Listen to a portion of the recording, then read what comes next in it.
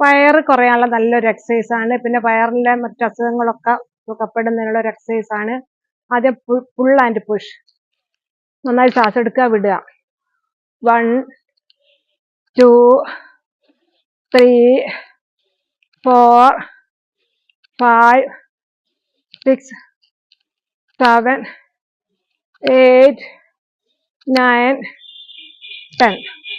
Acupuncture. നന്നായിട്ട് wire നന്നാ massage ചെയ്യുക. 1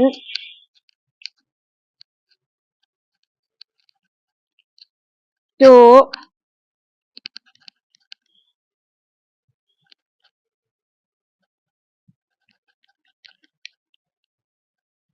3 1